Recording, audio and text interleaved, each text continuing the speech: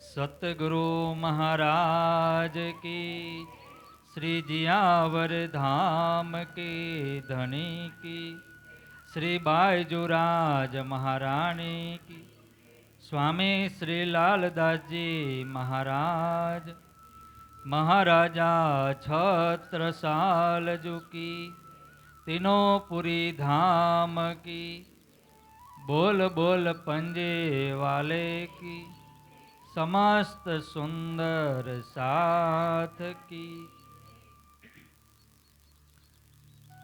वंदो सतगुरु चरण को, करूँ धनी प्रेम प्रणाम। अशुभ हरन मंगल करन, धनी श्रीदेव चंद्र जी नाम। श्री प्राणनाथ निज मूलपति,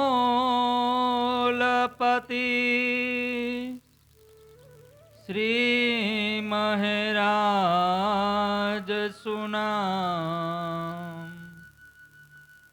तेज कुंवरी श्यामा युगल को, पल पल करो प्रणाम, पल पल करो प्रणाम। राधया सह श्री कृष्णं, युगलं सिंहासने स्थितं, पूर्वोक्तं रूपलावण्यं, दिव्यभूषा सुगम्बरम्। चिदादित्यं किशोरांगं, परेधामनि विराजितम्, स्वरूपं सच्चिदानन्दं, निर्विकारं सनातनं, निर्विकारं सनातनम्।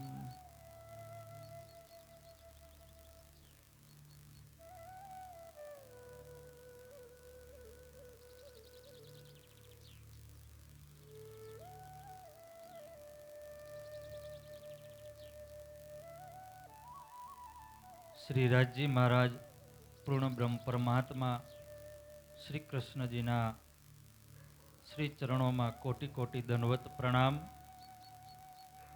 सद्गुरु धनेश्री देवचंद जी महाराजना पावन पवित्र श्री चरणों में कोटि कोटि दंडवत प्रणाम। महान बुद्धिना सागर महामती स्वामी श्री प्राणनाथजी महाराज ना पावन पवित्र श्री चरणों में कोटि कोटि दंडवत प्रणाम। महामती लालदासजी महाराजना श्री चरणों में कोटि कोटि दंडवत प्रणाम। राजी महाराजनी अंगना सुंदर सात ब्रह्म सृष्टि भक्तजनों श्री चरणों में कोटि कोटि दंडवत प्रणाम। बोलो कृष्ण कन्हैया लाल की, श्री कृष्ण कन्हैया लाल की। महामती कहे साथ जी, ये इत के कहे बयान, श्री देवचंद्र जी के स्वरूप की नेक कही पहचान, नेक कही पहचान। प्रकरण 4 चौपाई 254 श्री नौतनपुरी धाम की बीतक। अब यहाँ से आए बीच हालार देश, तहाँ नवतनपुरी मिने बहुत जमा भये खेस, बहुत जमा भये खेस। सुंदर साथ जी महामती लालदासजी महाराजना श्री चरणों में આપણે બધા આ વિતકના કેટલામો દિવસ 7મા દિવસમાં લાલદાજી મહારાજના શ્રી ચરણોમાં બેસી અને આપણે બધા આ વિતક શ્રવણ કરવા જઈ રહ્યા છીએ. બંગલાજી દરબાર પનાધામની અંદર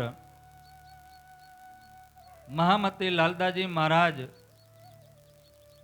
એ 120 વર્ષની જે બ્રહ્મલીલા છે હાદી, મહેંદી અને ઇમામની, એ આપણને આ ચોથા દિવસની હાદીની લીલા બતાવી રહ્યા છે. કાલે આપણે સાંભળો સદગુરુ મહારાજ ઉમરકોટ મારવાડ દેશથી ખોજ કરવા માટે નીકળે છે. કેટલી ઉંમર હતી? 16 વર્ષ. 16 વર્ષ. 11 વર્ષમાં એમને વિચાર, 3 પ્રશ્ન થયા અને લગભગ 15 કે 16 વર્ષ, કોઈ ક્યાંય લખેલું નથી, પણ 15 કે 16 વર્ષની ઉંમર હતી. એ સમયમાં એ ઘરેથી ખોજ કરવા માટે નીકળે. તો ખોજ કરવા માટે નીકળે તો રસ્તામાં કોને દર્શન આપે છે?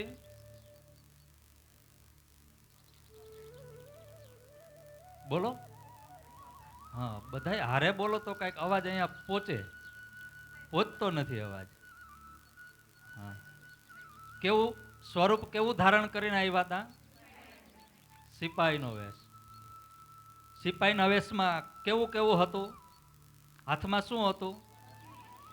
બરસી. કમરમાં, પછી મુખમાં દાઢી. એસા ભેસ લ્યાવન હાર. મુંહ દાઢી હાથ બરસી, એસા ભેસ લ્યાવન. यह भेष सिपाही का, कमर कटारी तलवार, मुंह दाढ़ी हाथ बरसी, ऐसा भेष લ્યાવન. આ ચોપાઈ યાદ રાખવાની. આપણું સ્વરૂપ, આ ધણીનું સ્વરૂપ છે, એ સ્વરૂપને આપણે યાદ રાખવાનું છે. પછી ત્યાંથી એ કચ્છની અંદર આવે છે. ક્યાં આવે છે? કચ્છમાં ખોજ કરે છે. નાના નાના મંદિરોમાં જાય, સાધુ સંતોને પૂછે, મસ્જિદમાં જાય ત્યાં પણ પૂછે છે. અને ત્યાર પછી આવે છે ભુજનગર. ભુજનગરમાં કોણ રહેતું હતું? કેની પાસે આવ્યા? હરિદાસજી. એ કયો ધર્મ પાડતા હતા? રાધા વલ્લભી. ત્યાં શું થયું? બાલ મુકુંદજીના દર્શન. હું પૂછતો નથી હો, પણ આદત છે મારે, એટલે રહેવાતું નથી. પણ કારણ કે વિતક અને વિતકના પ્રસંગમાં બહુ વધારે ન પૂછવું સારું. એમનેમ ચર્ચા હોય ને આપણે તો પૂછી તો સારું એમ. તો અહીંયા બાલમુકુંદજી અદ્રશ્ય થઈ જાય છે. પછી એને સેવા માટે બાલમુકુંદજી શું કહે છે? તમે એને શું આપજો? શું આપ્યું? વાઘા. વાઘા વસ્ત્ર. ક્યાંથી આવ્યા હતા વાઘા વસ્ત્ર?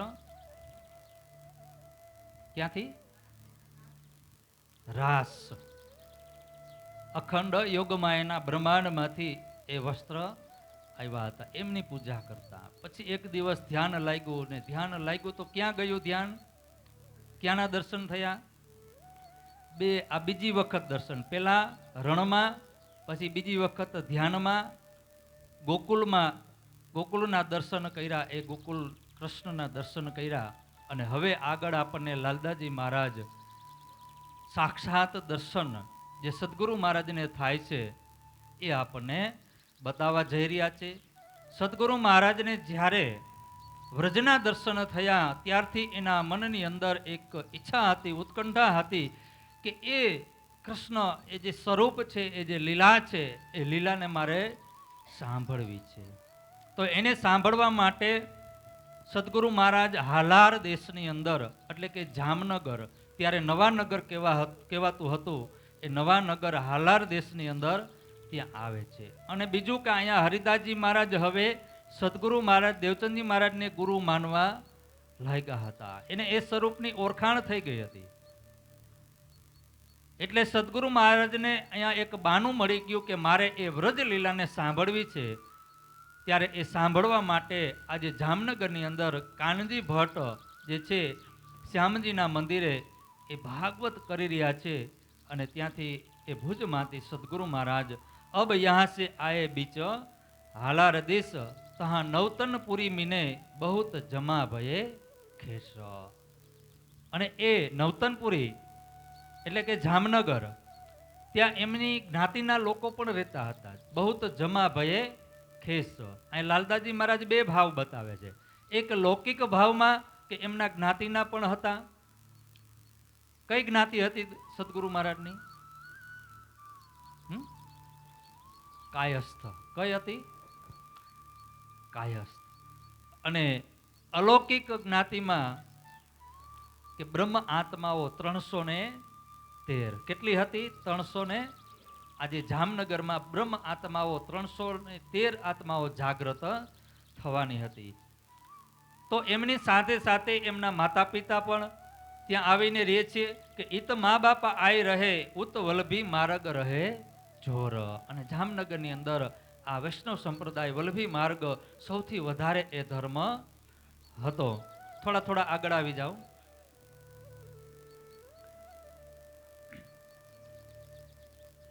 સદગુરુ મહારાજ આજે જામનગરની અંદર વસવાટ કરે છે. તો એમની સાથે એમના માતા પિતા ધર્મપત્ની લીલબાઈ એ પણ એમની સાથે બધા આ પરિવાર સહિત અહીંયા આવે છે.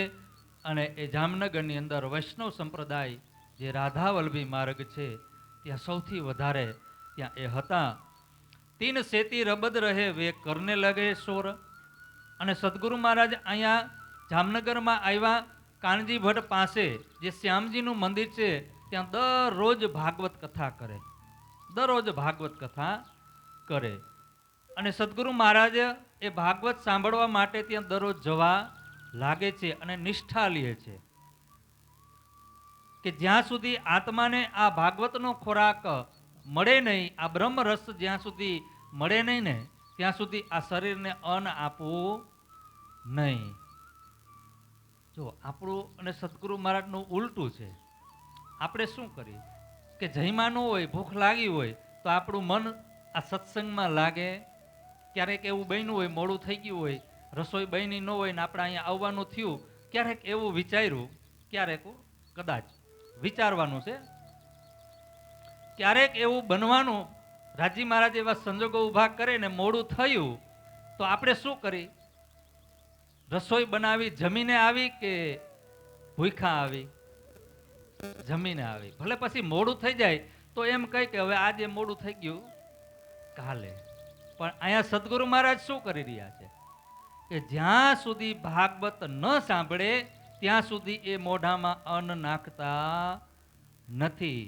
અને સદગુરુ મહારાજ એટલા ધ્યાનથી એક ચિત્તથી એ જ્યારે ભાગવત સાંભળે તો બીજા લોકો જે દજાલ એટલે કળિયુગ, જ્યારે પણ ભક્તિ કરતા હોય ને ત્યારે એના વિરોધમાં બધા હોય જ.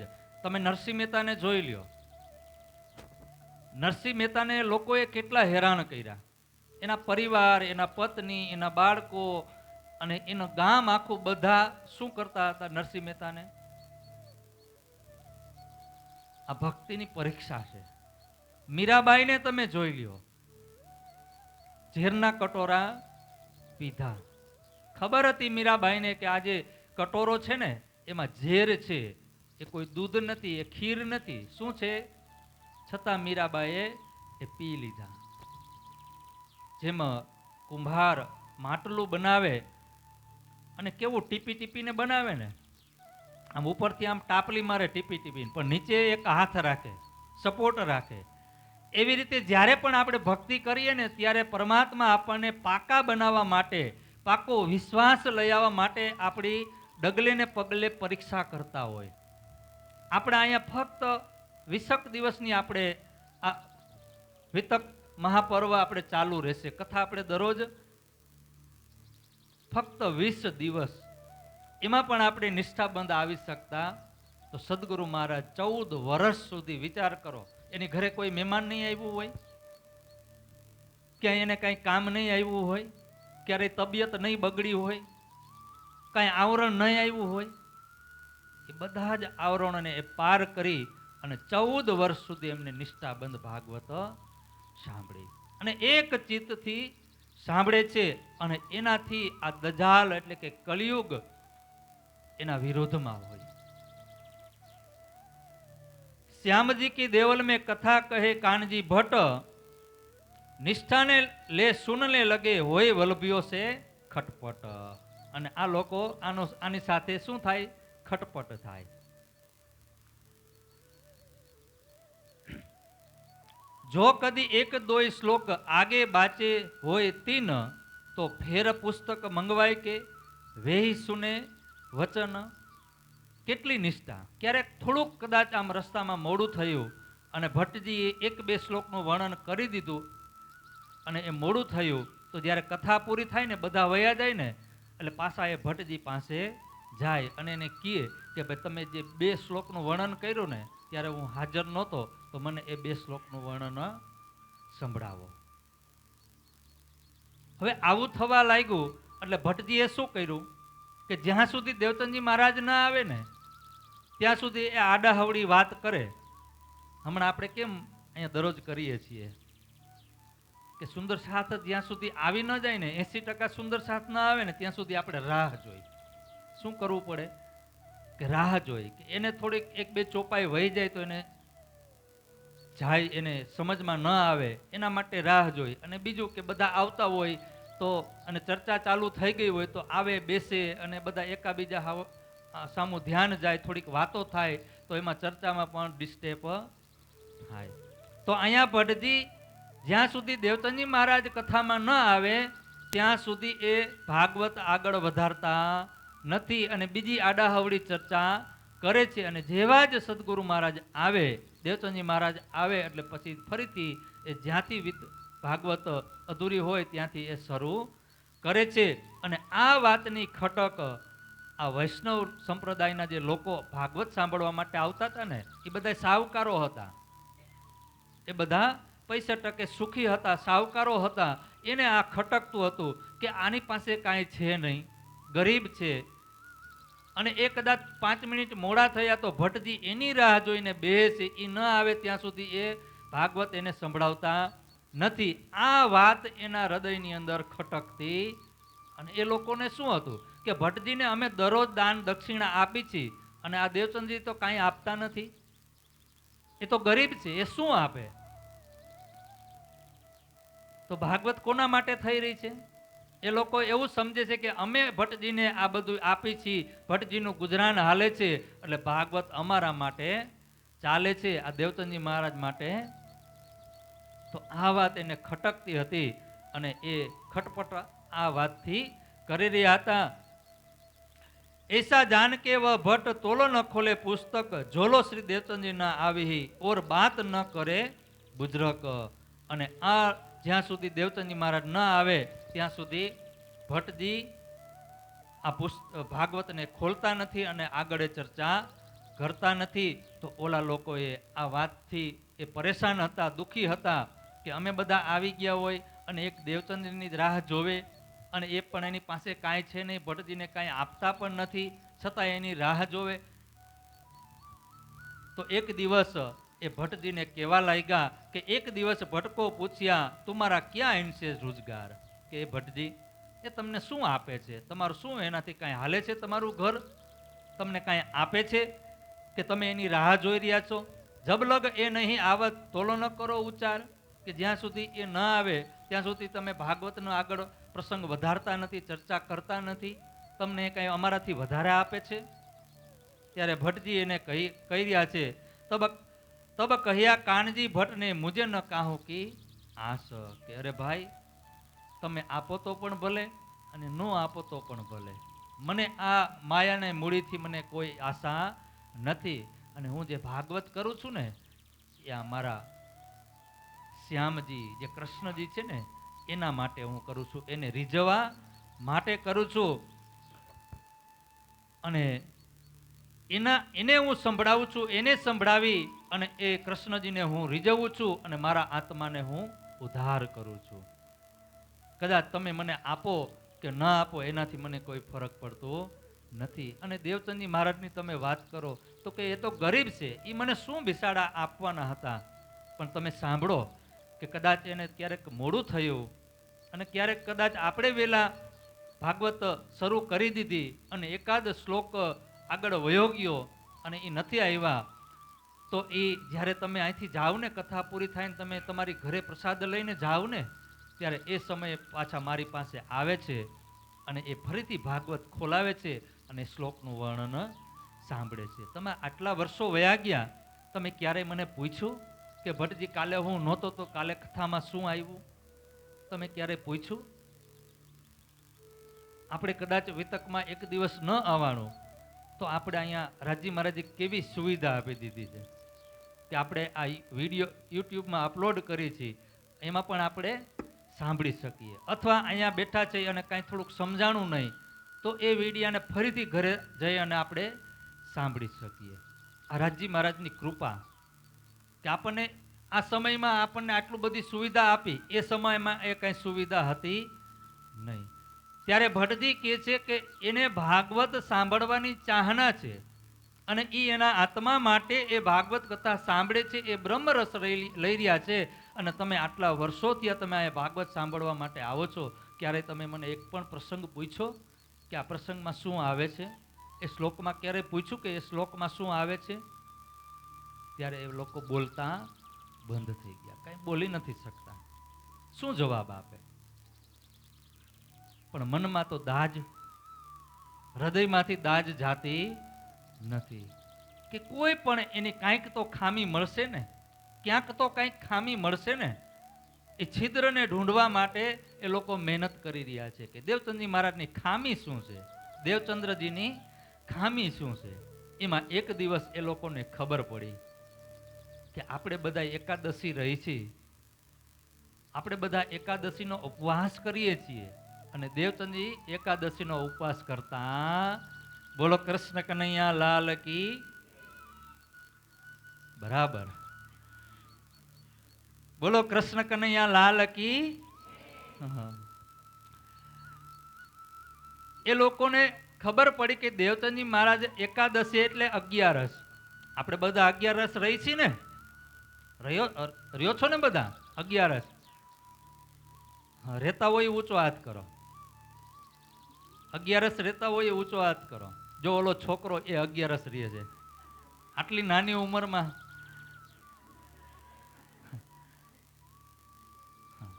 11 નું મહત્વ આ ભાગવતની અંદર આવે છે.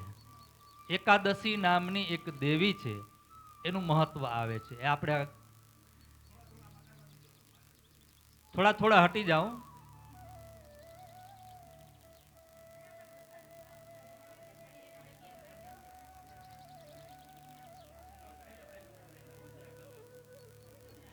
બસ થોડા કામણા. બોલો કૃષ્ણ કનૈયા લાલ કી જય. અહીંયા આ લોકોને ખબર પડે છે કે દેવચંદજી 11ના દિવસે ભોજન જમે છે અને 12ના દિવસે ઉપવાસ કરે છે. અને આ લોકો શું કરી રહ્યા છે? 11 આખી નકોરડી ઉપવાસ કરે છે અને 12ના દિવસે આપણે જ્યારે 11 રહેતા હોય ને તો એ 11 કાં એકટાણું કરે ને કાં નકોડી કરે. આ લોકોને ખબર પડી અને બધાય નક્કી પ્લાન કર્યો, બધાય ભેગા થઈ. અહીંયા જો તમે દેવચંદજી મહારાજ એકલા અને આ બધાય સાહુકારો છે, મોટા મોટા શ્રીમંતો છે, શેઠિયાઓ છે, એ બધા એક જૂથ થઈ ગયા અને બધાએ નક્કી કર્યું, આમ ક્યાંક અલગ જગ્યામાં જઈ બગીચામાં જઈને પર્યાણ કર્યું કે આજે તો દેવચંદજીને ફસાવી જ દેવા છે. દેવચંદજીને ફસાવા છે ને પેલા કાનજી ભટ્ટને ફસાવા છે. કારણ કે એ આપણા લીધે તો એનું ઘર હાલે છે. આપણે એને દાન દક્ષિણા આપીએ છીએ, આપણા લીધે એનું ઘર હાલે છે. એ કાંઈ આપતા નથી છતાંય એનો પક્ષ લે છે, એને માન આપે છે. આ દાજ કાઢવા માટે એ લોકોએ ભેગા થઈ મીટિંગ કરી અને બધાય વહેલા આવી ગયા. કથાનો સમય હતો 3 થી 6, પણ એ લોકો આવી ગયા 2 વાગે. કેટલા વાગે? 2 વાગે ફરિયાદ કરવા માટે. આજે વહેલા આવી ગયા, બપોરે સૂતા પણ નહીં. અને આવીને સીધા ભટ્ટજીને કહેવા લાગ્યા કે એ ભટ્ટજી, તમે ભાગવતમાં અમને જે ઉપદેશ આપો છો એ જ તમે દેવચંદજી મહારાજને આપો છો, એ જ તમે દેવચંદજીને આપો છો કે કંઈક અલગ આપો છો? એના માટે કંઈક તમે અલગ જ્ઞાન આપો છો? ત્યારે ભટ્ટજીએ કીધું, ના, ભાગવતમાં જે આવે છે એ તમારી સામે વર્ણન કરું છું, એ તમને પણ સંભળાય છે, એને પણ સંભળાય છે, પણ ગ્રહણ કરવાની શક્તિ બધાની અલગ અલગ છે. અહીંયાથી જે શબ્દ નીકળે અને એને તમારે કઈ રીતે ગ્રહણ કરવા, કયા ભાવથી ગ્રહણ કરવા, એ તમારા ઉપર છે. એને હું કાંઈ અલગથી ઉપદેશ આપતો નથી. તો કે આપણે બધા 11ના દિવસે 11 રહી છીએ? તો કે હા, હું પણ રહું છું. ભટ્ટજી કે હું પણ રહું છું. અમે બધા, તમે બધા પણ રહ્યો છો? તો કે દેવચંદજી મહારાજ જમી લે છે, એ 11 રહેતા નથી, અને એ 12ના દિવસે ઉપવાસ કરે છે. તો કે એવું કાંઈ હોય નહીં, પણ દેવચંદજી મહારાજ જે કરતા હશે ને, દેવચંદ્રજી જે કરતા હશે ને, એ સમજી વિચારીને કરતા હશે. એને પૂછીને હું તમને જવાબ આપું. હવે આ બધી વાતો ચાલતી હતી ત્યાં દેવચંદ્રજી મહારાજ આવ્યા. જેવા જ આવ્યા તો કાનજી ભટ્ટે પૂછ્યું કે દેવચંદજી, તમે 11ના દિવસે ભોજન પ્રસાદ લ્યો છો? તો કે હા. 12ના દિવસે? તો કે ઉપવાસ કરું છું. આ લોકો એવું કહી રહ્યા છે, તો આ વાત તમારી સાચી છે કે ખોટી? તો દેવચંદજી મહારાજ કે સાચી વાત છે, એ લોકો કાંઈ ખોટું કહેતા નથી. એ 11ના દિવસે હું જમું છું અને 12ના દિવસે ઉપવાસ કરું છું. તો કે એનું કારણ બતાવો. આ બધાને એનો જવાબ જોઈએ કે તમે શું કામ 11 રહેતા નથી અને 12 રહ્યો છો? ત્યારે દેવચંદજી મહારાજ કહે છે કે હું મારા માટે રહું છું.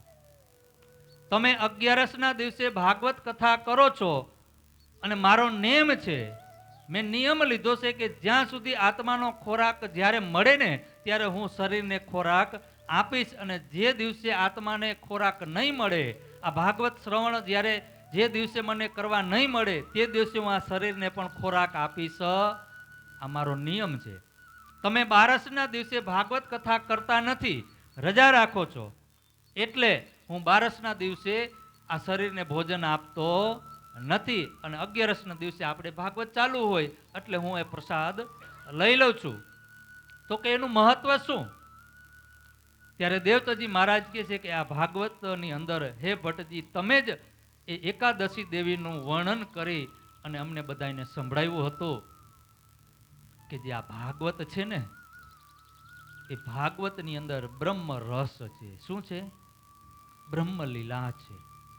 પૂર્ણ બ્રહ્મ પરમાત્મા શ્રી કૃષ્ણજીની એ ભાગવતની અંદર એ લીલા છે, એ વ્રજ લીલા છે, એ બ્રહ્મ લીલા છે. અને એકાદશી દેવી આ ભાગવતની અંદર કહી રહ્યા છે. કોણ કહી રહ્યું છે?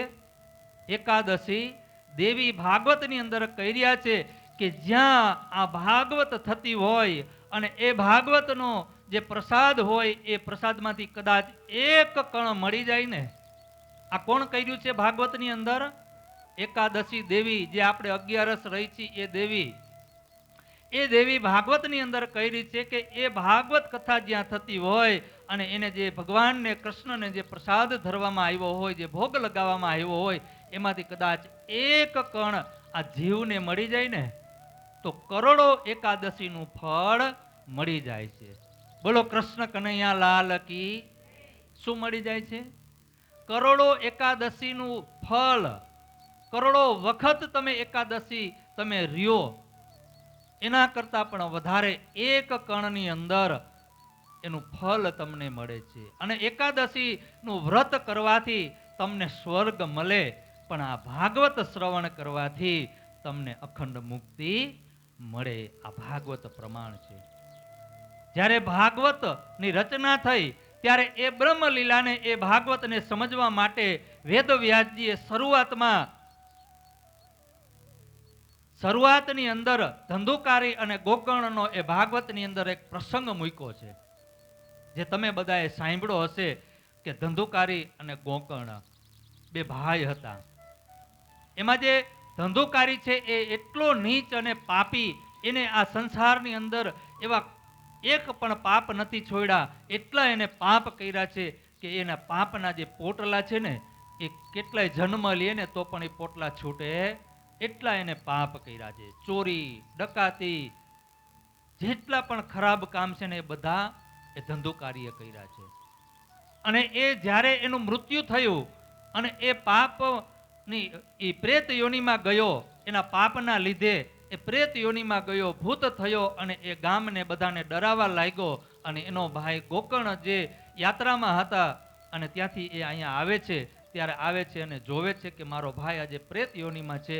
તો એને મુક્ત કરવા માટે એને ગયાજીમાં જઈને શ્રાદ્ધ કર્યું, કાશીએ જઈને શ્રાદ્ધ કર્યું, ત્રિવેણી સંગમમાં જઈને શ્રાદ્ધ કર્યું, પણ એને મુક્તિ મળી નહીં. અને પછી એને ઋષિમુનિઓને બોલાવ્યાને કીધું કે એને મુક્તિ જો અપાવી હોય ને પ્રેત યોનિમાંથી તો એને શું કરવું પડે? ભાગવત સંભળાવવું પડે, ભાગવત કથા કરવી પડે.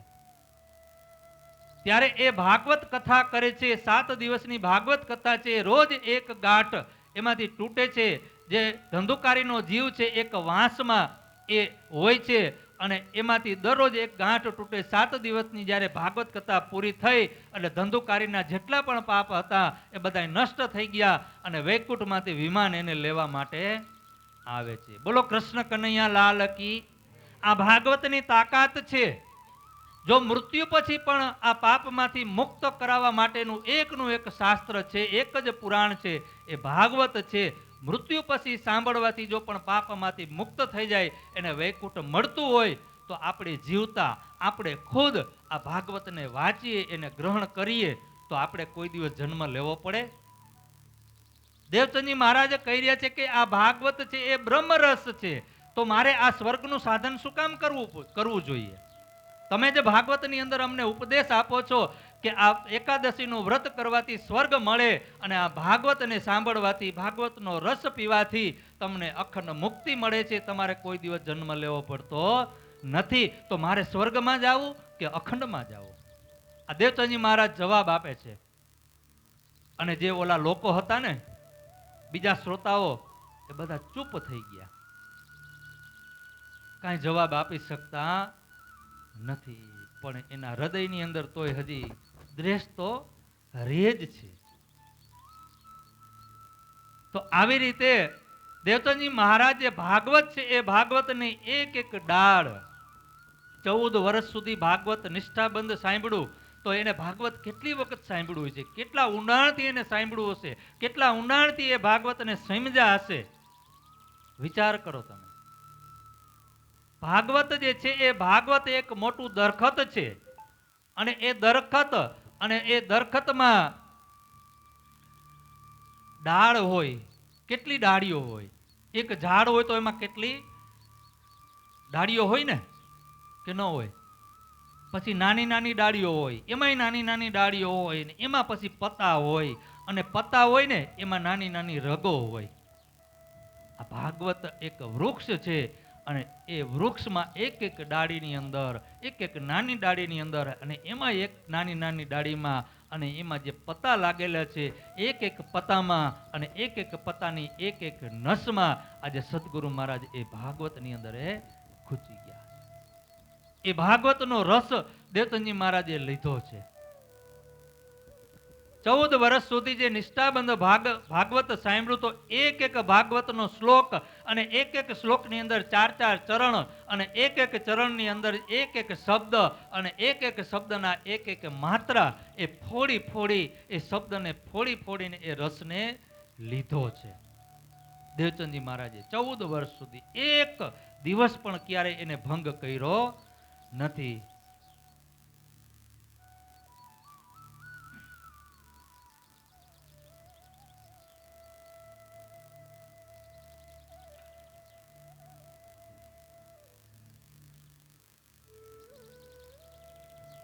જવાબ ના આયા કાહુકો ધન ધન કહ્યા યો કર. અને આ લોકોને પછી દેવચંદજી મહારાજે જે જવાબ આપ્યો ને, તો એની સામે એ કઈ કહી શકતા નથી અને પછી વખાણ કરે છે, ઉપરથી વખાણ કરે છે કે દેવચંદજી મહારાજ તમે તો ધન્ય ધન્ય છો, તમે તો ભાગવતને પૂરી રીતે સમજી લીધું છે, તમે તો, પણ અંદરથી એ દ્વેષ જાતો નથી. ઇન ભાત ચર્ચા મીને રહત એક રસ નિર્નયનો જરત હે જો બાની સુને સરસ. અને દેવચંદજી મહારાજ એટલા ધ્યાનથી એટલા મગ્નથી એ ભાગવતને સાંભળે છે ને, જેવો પ્રસંગ હોય ને એવો ભાવ એનો થઈ જાય. ક્યારેક એવો પ્રસંગ આવે, વિદાયનો પ્રસંગ આવે, જુદાગીનો પ્રસંગ આવે, જેમ ગોપી અને કૃષ્ણજી જ્યારે અબોલા થયા, 52 દિવસના એ વિયોગ થયા, તો એ વિયોગની અંદર જે ગોપીઓ રડતી હોય ને, તો અહીંયા દેવચંદજી મહારાજ એ કથા શ્રવણ કરતા હોય, એ ભાવની અંદર એટલા વિભોર થઈ જાય કે દેવચંદજી મહારાજના આંખમાંથી પણ આંસુ વહે છે. એ ભાવની અંદર, એ પાત્રની અંદર દેવચંદજી મહારાજ એટલા વયા જાય છે, એટલા ચિત્તથી, એટલા મગ્નથી એ સાંભળે છે કે એક એક ભાવ પોતાના હૃદયની અંદર એ ઉતારે છે, એક એક શબ્દ ઉતારે છે. નિર્નયનો જરત હે જો બાની સુને સરસ. યો 14 બરસ નિષ્ઠાબંધ વચન ગ્રહે સબ સાર. આવી રીતે 14 વર્ષ સુધી એક એક ભાગવતના વચન સાંભળે છે.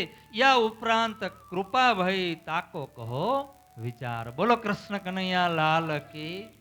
દેવચંદજી મહારાજ 14 વર્ષ સુધી ભાગવત સાંભળે છે. ત્યાર પછી રાજજી મહારાજ સાક્ષાત એમને દર્શન આપે છે. એ લાલદાસજી મહારાજ આપણને આગળ બતાવવા જઈ રહ્યા છે. મહામતી લાલદાસજી મહારાજ કહે છે કે એ જે કૃપા થઈ ને, એ કૃપા હું તમને આગળ બતાવું છું. મહામતી કહે એ સાતજી એ નવતનપુરી કી હકીકત ઓર ભી આગે કી કહું ભઈ જો બીતક વિત. આ નવતનપુરી જામનગરની વિતક મેં તમને કીધી, અને હાજી તો ઘણી બધી અહીંયા લીલા થવાની છે, એ હું તમને આગળ બતાવું છું. ભઈ જો બીતક ઈત. પ્રકરણ 5 ચોપાઈ 289 श्री कृष्ण जी का दर्शन तथा श्री तारतम अवतरण.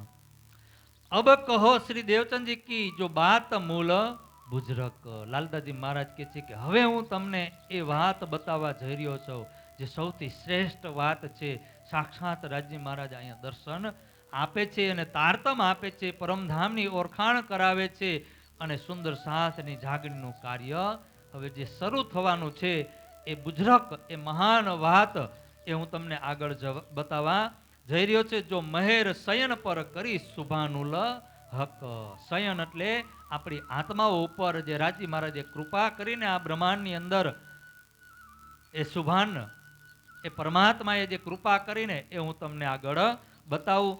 14 બરસ નિષ્ઠાબંધ સુનાશ્રી ભાગવત જબ આવે છે લીલા ભાઈ, જબ નજરો આયા તબ तब कसनी भई आकार को इन समय इस ठोर पर नजरो कछु न आया दजा लड़ने लगा ચોર. હવે જ્યારે પણ કઈ રાજજી મહારાજ આપણી ઉપર વિશેષ કૃપા કરવાના હોય ને, ત્યારે પરીક્ષા પણ એટલી અઘરી જ હોય. જેમ પેલા ધોરણમાં ભણતા હોય તો એની પરીક્ષા કેવી હોય, કેવી હોય? પછી 10માં આવે બોર્ડમાં, ત્યારે 12માની બોર્ડની પરીક્ષા કેવી હોય? અઘરી હોય ને. અને એમાં એન્જિનિયરિંગની ડિગ્રી લેવાની હોય, માસ્ટર ડિગ્રી લેવાની હોય. જેટલું તમારું ભણતર ઊંચું એટલી કસોટી, એટલી પરીક્ષા તમારી જોરદાર હોય, એટલી કડક પરીક્ષા હોય. પેલા બીજામાં ભણતા હોય તો માથે કોઈ ઊભું ન હોય, આપણને ચેક કરવા માટે માથે ઊભા ન હોય. હા, માથે ઊભા હોય એમ કે આને એકડો લખ એટલે એકડો જ લખે, બગડો ન આવડે એટલે એકડો જ લખે. તો અહીંયા આ બ્રહ્માંડની અંદર જાગણીની લીલાની અંદર આજે સદગુરુ મહારાજ જે સુંદરબાઈ છે, સુંદરબાઈની ઉપર જે શ્યામાજી મહારાણી રાધિકાજી જે છે, આજે સાક્ષાત શ્રી કૃષ્ણજી એમને દર્શન આપવા જ્યારે જઈ રહ્યા હોય, એ સમય જ્યારે નજીક આવ્યો હોય, ત્યારે એ દેવચંદજી મહારાજની અંદર જે દેવાપીનો જીવ છે એને કસની પડશે. સુંદરબાઈને પણ થોડી કસની પડશે અને શ્યામાજીને પણ કસની પડશે. એ પરીક્ષાની ઘડી છે. પરમાત્મા જ્યારે કૃપા કરે ને ત્યારે દુઃખ આવે, અને જ્યારે દુઃખ આવે ને ત્યારે સમજી લેવાનું કે પરમાત્મા, હવે પરમાત્માની દ્રષ્ટિ આપણી ઉપર પડી છે, પરમાત્મા આપણી સાથે છે, રાજજી મહારાજ આપણી સાથે છે. અને જ્યારે આપણી સાથે હોય ને ત્યારે જ દુઃખ આવે, ત્યારે જ પરીક્ષા થાય. બાકી એમણમ હાલતા હોય ને, જે સામાપુરે હાલતા હોય ને, નદી હાલી જતી હોય બે કાંઠે, અને એ સામાપુરે જ્યારે તરવાની કોશિશ કરે ને ત્યારે એને ખબર પડે કે આ પાણીની અંદર કેટલી તાકાત છે. બાકી પાણીના પ્રવાહમાં તણાતો જતો હોય ને એને પાણીની તાકાતની કાંઈ ખબર પડે નહીં. એવી જ રીતે જ્યારે પરમાત્માના સાનિધ્યમાં જવું હોય, ભક્તિ જ્યારે કરવી હોય ને, અને જ્યારે તમે ભક્તિ કરો ને ત્યારે આ જે માયા છે ને, આ કલિયુગ જે છે ને, ત્યારે એની ઓળખાણ થાય કે આ કલિયુગ કેવો છે, આ માયા કેવી છે, આ કુટુંબ પરિવાર કેવા છે, આ સમાજ કેવો છે, ત્યારે તમને ખબર પડે. અહીંયા દેવચંદજી મહારાજની પરીક્ષા થઈ રહી છે કે પર નજરો કछु ન આયા, દજાલ લડેને લગા જોર, યહાં જવર આવને લગા, એક લંગન ભય દોય. દેવચંદજી મહારાજને શું આવે છે? તાવ આવે છે. પરીક્ષા થઈ રહી છે. અહીંયા માયા કલિયુગ એની પરીક્ષા, દજાલ પરીક્ષા લઈ રહ્યો છે. અને એ દજાલ જે આ અસુર છે ને, દજાલ એટલે બીજું કોઈ નહીં હો, આ અજ્ઞાનતા, આપણી અંદર જે રહેલી અજ્ઞાનતા છે ને, એને દજાલ કહેવામાં આવે છે, એને જ કળિયુગ કહેવામાં આવે, એને જ માયા કહેવામાં આવે છે. એ બધા એના પ્રકાર છે. એના આવુદ, અમૃત, રૂપ, રસ, છલ, બલ, વકલ, અગિન, કુટિલ ને કોમલ, ચંચલ, ચતુર ને આ માયાના હથિયાર છે. આપણે વિતક સાંભળવા માટે આવવું હોય, અથવા ક્યારેક પારણમાં જવું હોય, કે મંદિરે જવું હોય, અને એટલો ઉમંગ હોય, એટલો ઉમંગ હોય, તમે આ જોજો, જેટલો આપણને હૃદયથી વધારે ઉમંગ હોય ને, એટલે આવરણ આવે ને આવે. આપણે એવું નક્કી કરીએ કે વિતક 9 વાગે શરૂ થઈ જાય છે, તો 9 માં 5 મિનિટની વાર હોય તો મારે ત્યાં પહોંચી જ જવું છે, પણ 9 માં 5 ની વાર હોય ને તમે ન પહોંચી શકો. આ કલિયુગ છે. આ કલિયુગ ભક્તિ કરવામાં આપણને બાધારૂપ આવે, એ રોકે છે કલિયુગ. આ માયા આપણને રોકે છે. અહીંયા દેવચંદજી મહારાજને સાક્ષાત દર્શન થવાના છે. એ સમયની અંદર અહીંયા કળિયુગ કાપી રહ્યો છે કે જો આ દેવચંદજીને એને દર્શન થઈ જશે, એને ઓળખાણ થઈ જશે, તો અહીંયા મારું કાંઈ હાલશે, મારું જે સામ્રાજ્ય છે એ સામ્રાજ્ય નષ્ટ થઈ જશે. આ બધાય ધર્મ પ્રત્યે બધાય વળી જશે અને મારું અહીંયા કાંઈ ચાલશે નહીં. આ કળિયુગના અંદર એટલો ડર છે. અને એ કળિયુગે એના પરિવારમાં જઈને કોશિશ કરી, પણ ત્યાં દેવચંદજી મહારાજ પરીક્ષામાં પાસ થઈ ગયા, કાંઈ ચાલ્યું નહીં. એના કુટુંબમાં ગયા છતાં પણ ત્યાં એને કાંઈ હાલવા દીધું નહીં. તો આજે આ કલિયુગ છે ને, એ તાવના રૂપમાં આવે છે કે 14 વર્ષ સુધી નિષ્ઠાબંધ ભાગવત સાંભળી, કોઈના રોકવાથી પણ એ રોકાણા નહીં. ઘરની અંદર કેટલા પણ મહેમાન આવ્યા છતાં પણ એ રોકાણા નહીં, કેટલા આવરણ આવ્યા છતાં પણ એ રોકાણા નહીં. એક દિવસ પણ એને ભાગવત, એને નિષ્ઠા તોડી નહીં. પણ હવે જ્યારે નજીક, એ નાજલનો સમય જ્યારે નજીક થયો, દર્શનનો સમય જ્યારે નજીક થયો, ત્યારે કળિયુગ કાપવા લાગે છે કે હવે હું એને શરીરને કષ્ટ આપું. કોને આપું?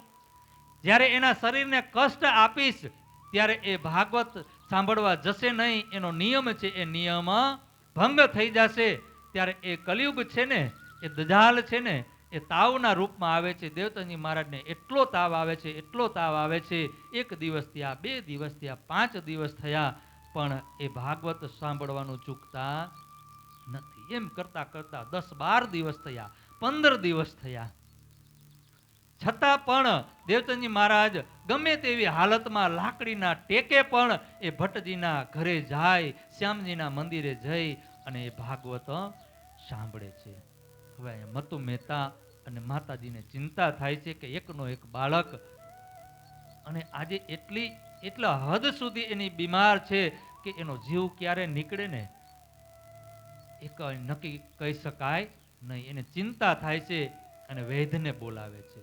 વૈદ્ય નાડી જોઈ એને દવા આપે છે અને એને કહે છે કે આની તમે પૂરેપૂરી પરેજી રાખજો, પૂરેપૂરી પરેજી રાખજો. એને ઘરથી બહાર નીકળવા ન દેતા. જો એને પવન લાગશે ને તો એ બીમાર વધવું પડશે. ત્યારે માતાજી બાજુમાં ઊભા હતા ને કીધું કે એ હમણાં જ ભાગવત સાંભળવા જશે, કારણ કે એ ભાગવત સાંભળ્યા વગર રહી શકતા નથી. ત્યારે વેદજીએ દવા આપી હતી ને પાછી લઈ લીધી. વેદજી એ દવાને પાછી લઈ લે છે અને કહે છે કે જો આ બહાર નીકળશે, એને પવન લાગશે તો એને સનેપાત થઈ જશે, અને સનેપાત થશે પછી એ બચવું મુશ્કેલ છે, અને એનું મૃત્યુ થશે તો બદનામી મારી થશે કે એ વેદ એને બચાવી શક્યો નહીં. એને દવા આપી છતાં પણ એ બચાવી શક્યા ને એટલે મારી બદનામી થશે એમ કરીને વેદજીએ દવા લઈ લીધી. પછી મતુ મહેતા માંડ માંડ કરીને એને મનાવે છે કે ભાઈ અમે એનું જતન કરશું, એને અમે બહાર જવા દેશું નહીં. ત્યારે દેવચંદજી મહારાજ કહે છે કે હું તો ભાગવત સાંભળવા જવાનો. ત્યારે પિતાજી કહે છે કે શરીર હશે ને સાજું સારું તો ધર્મ તમે કરી શકશો, ભાગવત તમે પાછળથી પણ સાંભળી શકશો. આ શરીર છે ને તો ધર્મ છે. પણ દેવચંદજી મહારાજ એને જવાબ આપે છે કે નહીં પિતાજી, ધર્મ છે તો શરીર છે, આ ધર્મ છે તો આ શરીર છે, બાકી શરીર છે તો ધર્મ નથી. જ્યાં સુધી ધર્મ છે ને ત્યાં સુધી આ શરીર ટકેલું છે, ધર્મ છે ત્યાં સુધી આ બ્રહ્માંડ ટકેલો છે. જો આમાંથી ધર્મ નીકળી જાય ને તો આ બ્રહ્માંડનો શું થાય? પ્રલય થઈ જાય. આ શરીરનો પ્રલય થઈ જાય. અને આ માતા પિતાની સાથે આ દેવચંદજી મહારાજની બહેસ હાલે છે ને તો વેદજી કંટાળીને ત્યાંથી એની ઘરે વયા જાય છે. અને એ વિવાદ જ્યારે ચાલતો હતો અને કથાનો સમય થયો, બધા એને ના પાડે છે દેવચંદજી મહારાજને કે તમે 1-2 દિવસ તમે ન જાવ તો એમાં શું ફેર પડવાનો હતો? તમે સાજા થઈ જાઓ પછી ભાગવત સાંભળવા જાઓ. તમે કહેતા હોય તો ભટ્ટજીને અહીંયા બોલાવીને ભાગવત કરે. પણ દેવચંદજી મહારાજ માનવા માટે તૈયાર નથી. એ જીદ કરે છે કે મારો આ શરીર ભલે અહીંયા હોય પણ મારી આત્મા ન્યા છે, એટલે મારે ભાગવત સાંભળવું પડશે જ. ભાગવત સાંભળ્યા વગર હું રહીશ નહીં, મારી નિષ્ઠા હું ક્યારે તોડીશ નહીં. તો પિતાજી દરવાજા બંધ કરી દે છે, ઘરના દરવાજા બંધ કરી દે છે, અંદર પૂરી દે છે. અંદર માતાજી છે, કુંવરબાઈ છે. દેવચંદજી મહારાજ પોકાર કરે છે કે અરે મૂર્ખો, મને જવા દ્યો, હું કોઈ એવી રીતે મરવાનો નથી.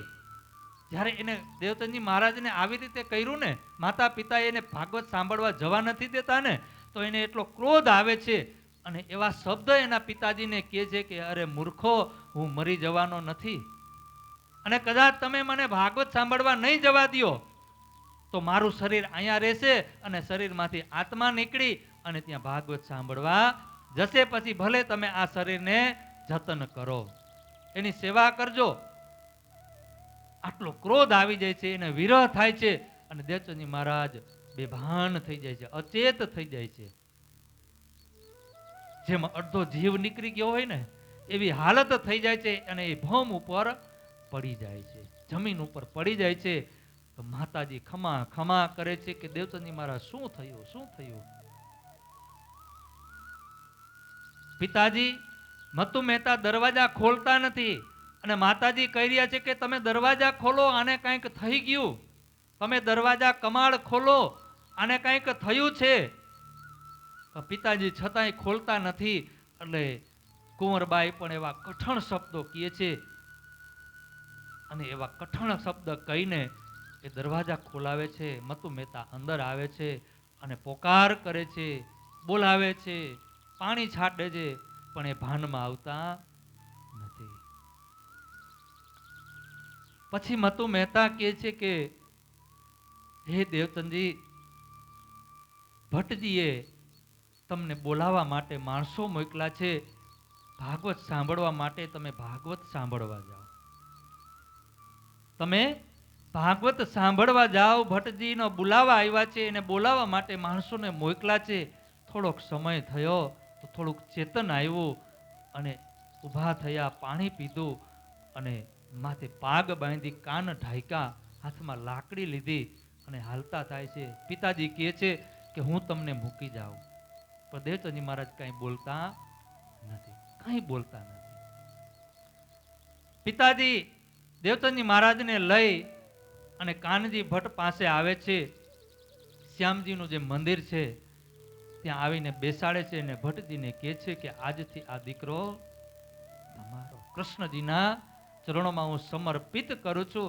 કારણ કે નાનપણથી જ એ એટલા ભક્તિ ભાવની અંદર તરબોળ છે અને આજે તો અમે એનું છેલ્લું સ્ટેજ જોઈ લીધું. એના શ્વાસ પણ નીકળી ગયા હતા, લગભગ એમના શ્વાસ પણ નીકળી ગયા હતા. અને આ હવે હું તમારી પાસે લેવો છું, હવે એને બચાવો કે તમારા ચરણોમાં રાખો એ તમારા હાથમાં છે. કૃષ્ણજીને પ્રણામ કરે છે. ભટ્ટજીને કહે છે કે હવે હું તમને આ સુપ્રીત કરું છું. દેવચંદજી મહારાજ અહીંયા ભાગવત સાંભળવા બેસી જાય છે. 1 દિવસ થયો, 2 દિવસ થયા, એમ કરતા કરતા 5-10 દિવસ થયા અને જેવા જ એ ભાગવત સાંભળી અને ઘરે ગયા તો જે તાવ હતો ને અહીંયા કળિયુગ હારી ગયો. શું થયું? કળિયુગનું અહીંયા કાંઈ હાયલું નહીં, કળિયુગ હારી ગયો. તાવ હતો એ ધીમે ધીમે, કળિયુગ જે હતો ને એ ધીમે ધીમે ત્યાંથી પંથ લેવા લઈ ગયો. ત્યાંથી એ તાવ દૂર થયો. 1 દિવસ થયો, 2 દિવસ થયા, 5 દિવસ થયા. જે તાવ હતો ને એ બધો જ વયો ગયો. દેવચંદજી મહારાજ એકદમ સ્વસ્થ થઈ ગયા અને એ ભાગવત સાંભળવા માટે દરરોજ આવવા લાગ્યા. જબ ભાગવત સુન કે ફેર કે આયે ઘર, તબી ચેન કો પાયા, ઠાડા ન રહ્યા જર. દિન દિન ચડતે ગયે યહી કસની કી હદ. અને એક દિવસ આ કસનીની હદ છે. શેની હદ છે? આ પરીક્ષા છે. આ છેલ્લી પરીક્ષા દેવચંદજી મહારાજની, આ છેલ્લી પરીક્ષા. અને છેલ્લી પરીક્ષાની અંદર આજે એ જીતી ગયા. કળિયુગે એના શરીરનો એ સહારો લીધો, એમાં પ્રવેશ કર્યો. અને એની જગ્યાએ આપણે હોય તો શું કરીએ? થોડીક તબિયત નરમ હોય ને તો પણ અહીંયા બેસી શકતા, આરામ કરી લે. આજે આરામ કરી લે, કાલે સત્સંગ સાંભળશું. તો આપણે એ પરીક્ષામાં પાસ નથી થતા. दिन 10-15 हुए कथा सुनते कान, तहां आए दीदार दिया, तुमको मेरी है पहचान. बोलो कृष्ण कन्हैया लाल की, सतगुरु महाराज की, श्यामा महारानी की, राधे राधे, राधे राधे. જ્યારે 10-15 દિવસ થયા, પરીક્ષા પૂરી થઈ તો સાક્ષાત પૂર્ણ બ્રહ્મ પરમાત્મા અનાદિ અક્ષરાતીત શ્રી કૃષ્ણજી સ્વયં પોતે આ બ્રહ્માંડની અંદર આવી અને રાધાજીને દર્શન આપે છે. કોને દર્શન આપે છે? રાધાજીને, શ્યામાજીને દર્શન આપે છે. તહા આયે દીદાર દિયા. કથા ચાલુ હતી, કૃષ્ણજી ભટ્ટજી કથા કરી રહ્યા છે. દેવચંદજી મહારાજ એ કથાની અંદર શ્રવણ કરી રહ્યા છે. અને એ સમયની અંદર ચાલુ કથા, એવો ચાલુ કથા, ભટ્ટજી કથા કરી રહ્યા છે. અને દેવચંદજી મહારાજને અહીંયા સાક્ષાત દર્શન થઈ રહ્યા છે. આ કોઈને ખબર નથી, એટલો પ્રકાશ. અને એ દર્શન ફક્ત દેવચંદજી મહારાજ અને દેવચંદજી મહારાજ અને કૃષ્ણજીની વચ્ચે જે વાતો થયો એ પણ કોઈને ખબર નથી. અહીંયા દર્શન થયા કે તહા આયે દીદાર દિયા. જ્યારે દર્શન દીધા ને ત્યારે દેવચંદજી મહારાજ કાંઈ બોલતા નથી. એ દર્શન કરી રહ્યા છે, એ સ્વરૂપને નિહાળી રહ્યા છે. અને કૃષ્ણજી કહે છે કે તમે મને ઓળખો છો? શું કીધું? તુમકો મેરી હે પહેચાન. તમે મને ઓળખો છો? આપણને કૃષ્ણજી આવીને આપણને એમ કહે, દર્શન આપે અને આપણને એમ પૂછે કે તું મને ઓળખસ, તો આપણે શું કહી? આપણને ઓળખાણ થઈ ગઈ છે એટલે આપણે કહી દે કે અમે તમને ઓળખીએ છીએ. આપણને ઓળખાણ થઈ ગઈ એટલે. પણ અહીંયા હજી રાધાજીને, શ્યામાજીને, દેવચંદજી મહારાજને હજી ઓળખાણ નથી. એની આત્મા હજી જાગૃત થઈ નથી. અને સાક્ષાત દર્શન થયા. અને કૃષ્ણજીએ પૂછ્યું કે તમે મને ઓળખો છો? અને એ સ્વરૂપ કોણ હતું? વય કિશોર અતિ સુંદર, સ્વરૂપ ખેલા જો વૃંદાવન. જે અખંડ વાસ્તવિક રાસની અંદર, યોગમાયાના બ્રહ્માંડની અંદર જે સ્વરૂપ, જે ભજનાનંદ સ્વરૂપ જે લીલા કરી હતી ને, એ ભજનાનંદ સ્વરૂપ આવી અને દર્શન આપે છે. કિશોરા અવસ્થા, વય કિશોર અતિ સુંદર, સ્વરૂપ ખેલા જો વૃંદાવન. જે વૃંદાવનની અંદર જે રાસ રમણ કર્યું હતું એ સ્વરૂપ ધારણ કરી અને રાજજી મહારાજ કૃષ્ણજી એ કૃષ્ણના સ્વરૂપે કિશોરા અવસ્થામાં આવી અને દર્શન આપે છે. અને પૂછે છે કે તું મને ઓળખે છે? ત્યારે દેવચંદજી મહારાજ જવાબ આપે છે કે દેખ શ્રી દેવચંદજીએ કહ્યા, જૈસી ગવાહી દહી મન, તુમ હમારે ખાવંદ, એતા જાનદ હે હમ. દેવચંદજી મહારાજે આત્માએ જે સાક્ષી આપી ને, જે ગવાહી આપીને દેવચંદજી મહારાજ એમને જવાબ આપે છે કે તમે મારા ધણી છો, મારા આત્માના તમે માલિક છો, મને એટલી જ ખબર છે, આથી વધારે મને કાંઈ ખબર નથી, એથી વિશેષ હું કાંઈ જાણતી નથી, પણ તમે મારા માલિક છો, તમે મારા ધણી છો, મને એટલી ખબર છે, એ સિવાય મને કાંઈ ખબર નથી. इतना हम जानते जोनो धनी हमारे, आपको पहचानत हो, कौन कहां से आए तुम. ત્યારે દેવચંદ રાજજી મહારાજ દેવચંદજી મહારાજને હજી બીજા પણ પ્રશ્ન પૂછે છે.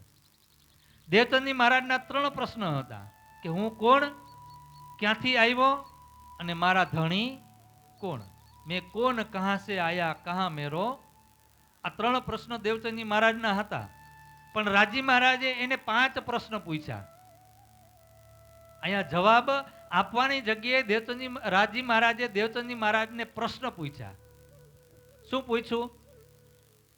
કે તમે કોણ છો, ક્યાંથી આવ્યા છો, તમારા આત્માના ધણી કોણ છે, અને તમે અહીંયા શા માટે આ બ્રહ્માંડની અંદર આવ્યા છો, અને તમે નાર તું કોણ ખસમકી, એટલે તમે કોના ધણિયાણી છો.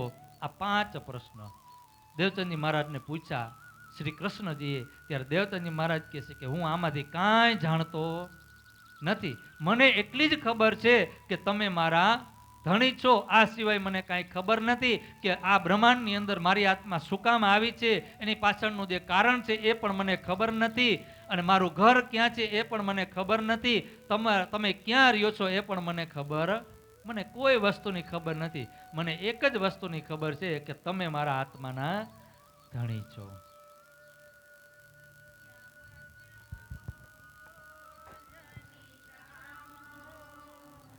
श्यामा श्याम हो धनी धाम हो, तेरे चरणों में मेरा प्रणाम हो, तेरे चरणों में मेरा प्रणाम हो.